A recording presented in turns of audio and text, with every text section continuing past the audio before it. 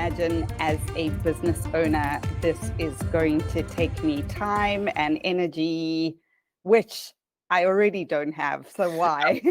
So why EOS? I guess it's very similar to when's the best time to plant a tree, when's the best time to have a baby, when's the best time to move house. There's never a right time, but the best time to do it was probably 5 years ago, or if not yesterday. Today is your next best option. It is going to take some investment up front to get a system underpinning the business. If you use the construction frame of mind, that you have to put the foundations in first. If you build a house without great foundations and you try and underpin it afterwards, it's a lot of hard work, it's a lot of effort. Exactly. There's never a great time, but the right time is when you're in enough pain to need to do something else. And why EOS? Why reinvent the wheel? Businesses and human beings are very predictable creatures, very scientific in terms of how we're likely to show up and act and think and behave. So a model of what a great business looks like, again, is designed to be a model. The model doesn't always work, and we have to nuance it for every team that implements EOS. But in general, there's a very simple set of basic tools and practices and disciplines that if you just do that, you're likely to get the majority of the results to enable you to free yourself up, do all the things you should be doing.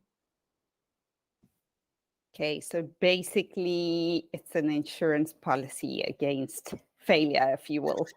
If I think back to how I used to run my business, I used to turn up in the office, I used to cross my fingers, get my head down, hope for the best that day. Really was making it up as I went along. I haven't done any kind of 3-year MBAs or never had any formal entrepreneurial education.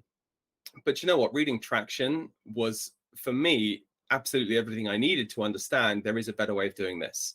And again, somebody's been there, done that, worn the t-shirt before, somebody's figured out. So I don't have to spend my days trying to figure it out, and I can focus elsewhere.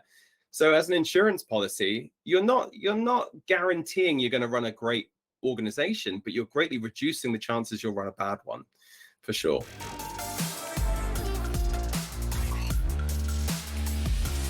So I guess that's quite a common worry or concern of teams, is how long before we start seeing tangible results.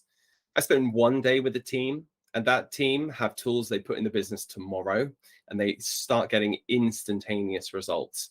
We certainly don't offer a workshop or a seminar environment where we change their life in the course of 48 hours. It is a journey. We do take our teams on a journey, and that journey is on average about 2 years from start to finish with us. And they never finish with EOS. So EOS is the lifeblood that runs the business, but there does come a point where they just don't need us in the room anymore. And that's by design. Our goal is to make ourselves redundant from the process, which seems odd.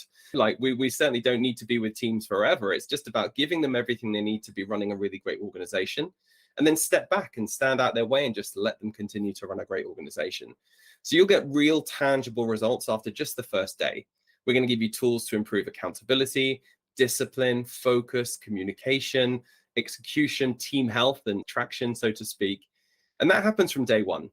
But yeah, over the course of the journey that we spend with them, we then start adding in new stuff and bolting on, and the complete journey from start to finish with EOS is, they're a completely different organization 2 years down the line than they were when they first started.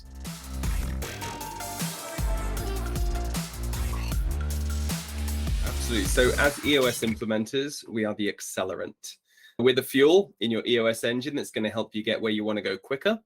You still have to skin your knees a few times because that's where the best learning is, but we're going to help you avoid the pitfalls, the traps, the roadblocks, the dead ends. And also, I find that with teams that go this journey on their own, and you can go it on your own, but you tend to take an interpretation of the tools that isn't necessarily how we would teach it. When I meet with teams saying, oh, EOS doesn't work for us, or this tool doesn't work, so we've changed it, I generally find there's been a misunderstanding or a misinterpretation or a misapplication of the tool, because I certainly don't have the same common experience. So the point of us is to get you where you want to go quicker, and to bring the experience in from having done this before. I suppose I could liken it to the traditional sports coaching analogies. If you want to play in the Champions League, do you reckon you should get a coach to help you really figure out how to get there? Probably best than sitting at home, watching some videos, reading some books, and practicing this stuff yourself. I've used the analogy before that I could fix my own dishwasher. I could sit at home if it's leaking, and I could go on YouTube and I could read some books and I could figure it out. But if I just bring in an expert, somebody who does this as their day job, like they do it for a living, They're probably going to cost me a little bit more, but you know what? The value I'll get from that will be twice as much. It's likely not to break again. It's likely to work first time.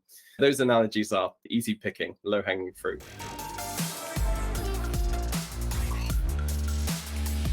Yeah, so teams have a funny way of surprising you. When we start working with a team, we don't really know each other. So we have to build the rapport. We have to get to know each other. We have to earn each other's kind of trust and credibility to do the work. The first few days, we're dancing around each other, getting to know each other and putting some basics in place. And I've seen some teams who, like, I try not to make too many judgments, too many assumptions, but you think, oh, this team, are they going to be a difficult team to work with? Or I don't feel the minds are in the right place in the room. And yeah, by the end of the journey, give them a very simple set of tools, give them a very clear way of just how to implement this stuff. And I've seen some teams absolutely fly. We talk about doubling turnover, tripling profits. All of that stuff they're the nice to haves. But what we really care about is, are these entrepreneurs, are these business owners getting everything that they want to get out of their business? And sometimes that's not doubling or tripling profits or turnover. Sometimes that's about quality of life. Do they feel they can run a business rather than the business run them? Do they feel they can choose how often they turn up and work in that business? Entrepreneurs, leaders, managers tend to work harder and longer and faster than everybody else. And so for us, it really is about giving quality of life to that entrepreneur. And we call it giving them their EOS life, which is basically 5 things that we help them do what they love doing. We help them doing it with people that they love.